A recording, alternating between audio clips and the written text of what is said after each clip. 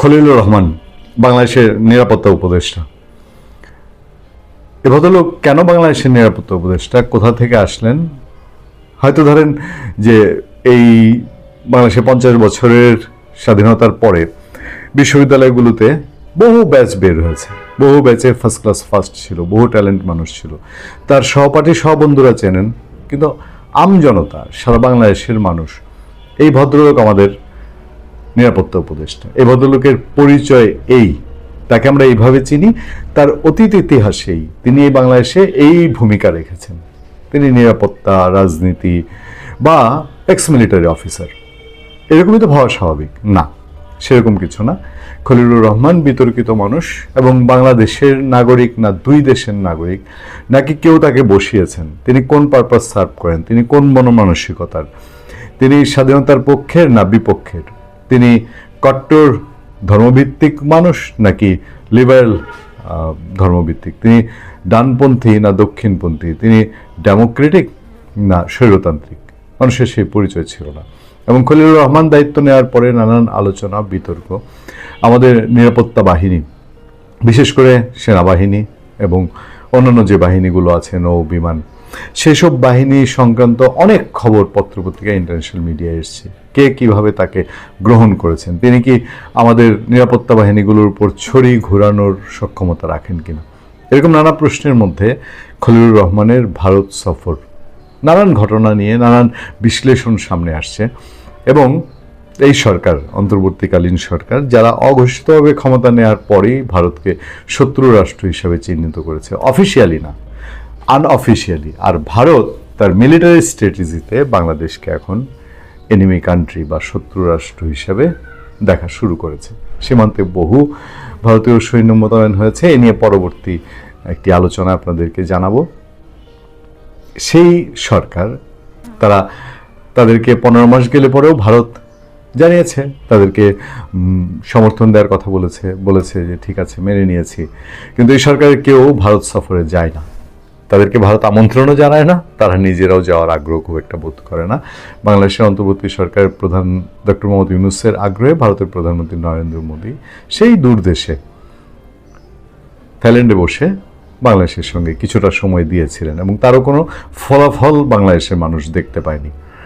এবার এই সরকারের উপদেষ্টারা কেউ ভারত যান না, ভারতও তাদেরকে আমন্ত্রণ জানায় না, বরং উপদেষ্টাদের দু একজন, মাহফুজ আলম, তিনি বাংলাদেশের মানচিত্র বড় করে দেখে ভারতের 7 সিস্টারকে নিয়ে এসেছিলেন বাংলাদেশের ভেতরে, তারপর তোপের মুখে সেটা আবার সরিয়ে নিয়েছেন। সেই সিচুয়েশনে খলিলুর রহমানের সফর, কী কী তথ্য আমরা পাচ্ছি? ডক্টর খলিলুর রহমান বাংলাদেশের অন্তর্বর্তী সরকারের জাতীয় নিরাপত্তা উপদেষ্টা আগামী 19 নভেম্বর একটি বিশেষ কূটনৈতিক সফরে 2 দিনের জন্য ভারত যাচ্ছেন। বিশেষ কূটনৈতিক সফরে, এই সফরটি মূলত আকস্মিক, কারণ ভারতের জাতীয় নিরাপত্তা উপদেষ্টা অজিত দোভাল নিজেই তাকে হঠাৎ করে আমন্ত্রণ জানিয়েছেন। লাইনে লাইনে কিন্তু চমক, লাইনে লাইনে আকর্ষণ, লাইনে লাইনে কিন্তু একেবারে একটা লাইনে বলা হচ্ছে যে আগামী একদিনে বিশেষ কূটনৈতিক সফরে যাচ্ছেন এবং ভারতের অজিত দোভাল, যিনি সারা বিশ্বের অন্যতম খেলোয়াড়দের, কূটনৈতিক অঙ্গনে খেলোয়াড়দের মধ্যে একজন, উনি হঠাৎ করে আমন্ত্রণ জানিয়েছেন। আমন্ত্রণ নাকি ডেকে পাঠানো, কোনো বিশেষ কিছু? ভারতের দিল্লিতে বোমাবাস্ট হয়েছে, ভারতীয় সংবাদ মাধ্যম বলছে বাংলাদেশ জড়িত। পাকিস্তান থেকে ভারত বিরোধীরা হুঙ্কার দিচ্ছে তারা ভবিষ্যতে বাংলাদেশ ব্যবহার করে ভারতে আক্রমণ করবে। সরকারি সূত্র ইঙ্গিত দিয়েছে যে এই সফর আঞ্চলিক নিরাপত্তা সহযোগিতা জোরদার করার চলমান প্রচেষ্টার একটি ধারাবাহিকতা জিনিসটা আমার একটু বোধগম্য নয়। কারণ হচ্ছে বাংলাদেশ ভারত সমন্বিতভাবে আঞ্চলিক নিরাপত্তা নিয়ে কাজ করছে না। ভারত একতরফাভাবে বাংলাদেশের কোনো কনসার্ন ছাড়াই সীমান্তে সেনা মোতায়েন করেছে, সেনা ঘাঁটি করেছে, সেনা গ্যারিসন করেছে, সেনা স্টেশন করেছে। এই বিষয়ে আমাদের সরকার, আমাদের আইএসপিআর কারো কোনো বক্তব্য পাওয়া যায়নি, জানা যায়নি, কিন্তু এটা প্রতিষ্ঠিত হয়ে গেছে যে ভারত এই কাজগুলো করেছে। এবং যেই আঞ্চলিক নিরাপত্তার প্রসঙ্গ, সেই আঞ্চলিক নিরাপত্তায় বাংলাদেশের বড় পার্টনার এখন বাংলাদেশেরই শত্রু রাষ্ট্র পাকিস্তান।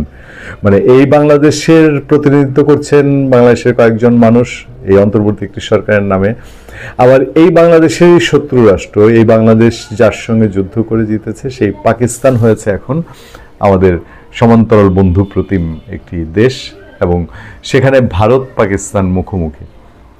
অজিত দোভাল যেসব সিচুয়েশন এখন তৈরি হয়েছে, ভারত যে সেই রিয়াকশন দিয়েছে কয়েকদিন আগে ভারত বাংলাদেশের প্রধান উপদেষ্টাকে লক্ষ্য করে, যেটা খুব বিরল, এই ঘটনা সাধারণত ঘটে না যে একটা দেশের কোনো একজন নিরাপত্তা সংশ্লিষ্ট কোনো একজন ব্যক্তি, একজন মন্ত্রী, তিনি আরেক দেশের প্রধানকে বলছেন যে ওনার মুখটা একটু সামলায় কথা বলতে বলেন। এটা পৃথিবীতে খুব রেয়ার। এটা যারা যুদ্ধ হয় শত্রু দেশ, ধরেন যে উত্তর কোরিয়ার প্রেসিডেন্ট হয়তো ডোনাল্ড ট্রাম্পকে বলতে পারে, ডোনাল্ড ট্রাম্প উত্তর কোরিয়ার প্রেসিডেন্টকে বলতে পারে, অথবা ধরেন ভেনেজুয়েলার প্রেসিডেন্ট ট্রাম্পকে বলতে পারে, ট্রাম্প ভেনেজুয়েলার প্রেসিডেন্টকে বলতে পারে। কিন্তু অন্যান্য ক্ষেত্রে মানে ভারত বাংলাদেশ এখনও তো যুদ্ধ পর্যায়ে যায়নি, বা ভারত বাংলাদেশে আক্রমণ করবে, আমেরিকা যেরকম প্রিপারেশন নিচ্ছে ভেনেজুয়েলা আক্রমণ করবে প্রতিষ্ঠিত, সেরকম কিছু হয়নি। সেই ক্ষেত্রে এই ধরনের কথা খুব বিরল। সেই সব সিচুয়েশান টানাপোড়েন, ভারত নানান চুক্তি বাতিল করে একের পর এক, বাংলাদেশ চুক্তি বাতিল নিয়ে বাংলাদেশের উপদেষ্টারাই একে অন্যের প্রতি নানান রকম দোষারোপ করে। সেই সিচুয়েশনে অজিত দোভাল, যিনি পুরো বিশ্বের পলিটিক্স সামলান এখন ভারতের হয়ে, মানে ভারতের দিক থেকে সামলান, সে অজিত দোভালের সাথে বৈঠকটি নিশ্চয়ই খুব খুব গুরুত্বপূর্ণ। এবং এতে করে কেউ কেউ ভাবছেন যারা সরকারের সাথে সমন্বয় করে বা সরকারের প্রতি সমর্থন যেসব দলের রয়েছে, যেসব মানুষের রয়েছে, তারা ভাবছেন যে এবার বোধহয় ভারত বাংলাদেশকে গ্রহণ করে নিতে বাধ্য হলো। ওই যে চোখে চোখ রেখে কথা বলে না বাংলাদেশ, বলে মুখে বলে আর কি, কাজে তো বলে না। কারণ সীমান্তে এত বড় সমাবেশ হয়েছে, কই চোখে চোখ তো দূরের কথা, মুখ অন্যদিকে ঘুরিয়েও তো কিছু বলছে না। বললো কি শেখ হাসিনা কেন ইন্টারন্যাশনাল মিডিয়ায় বক্তৃতা দিচ্ছে, থেমেছে। যে বাংলাদেশ যে গত 7 দিন আগে ভারতের একজন দূতাবাস কর্মকর্তাকে ডেকে রাগ দেখালো যে হ্যাঁ শেখ হাসিনারে কেন আপনারা কথা বলতে দিচ্ছেন, থেমেছে। শেখ হাসিনা তো আমি যেদিন কথা বলছি তার আগের দিনও রয়টার্সে তার ইন্টারভিউ দিচ্ছে, তার আগের দিনেই তিনি বিবিসি বাংলা সেটা ছেপেছে, থেমেছে, থামেনি। কিন্তু ওইটা নিয়ে কিছু বলে না যে আপনারা যে এত সেনাবাহিনী দিয়ে আমাদের ঘিরে ফেললেন, এটার কারণটা কি, ওইটা নিয়ে কিছু বলে না। আপনাদের মিডিয়া যে বলছে যে আমাদের দেশ জঙ্গিবাদের সঙ্গে জড়িত, এইটা নিয়ে কিছু বলে না, আনুষ্ঠানিকভাবে কিছু বলে না। হ্যাঁ, তো এই সিচুয়েশনে সুখী হতে পারেন, আনন্দিত হতে পারেন যারা এই সরকারের শুভানুধ্যায়ী, গুটি কয়েক মানুষ যারা এই সরকারের খুব কাছের।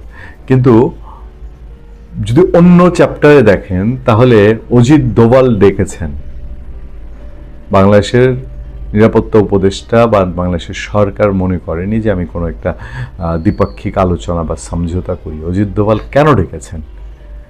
খুব কি আনন্দের সাথে যে ভাই আপনারা বিশাল পরাশক্তি হয়ে গেছেন, আমি আপনাদের এখন একটু সহযোগিতা চাই, পাকিস্তানের এমনি দাওয়াত খাওয়ায়েন না, আমাদের ভালো লাগে না, আমরা মনে কষ্ট পাচ্ছি, একটু আমাদের সাইড দেন, এরকম কিছু বলার জন্য অজিত দোভাল ডেকেছেন? ভাবতে একটু কেমন যেন লাগে। ভালো থাকবেন, সুস্থ থাকবেন। আপনাদের সাথে আমি আতিক।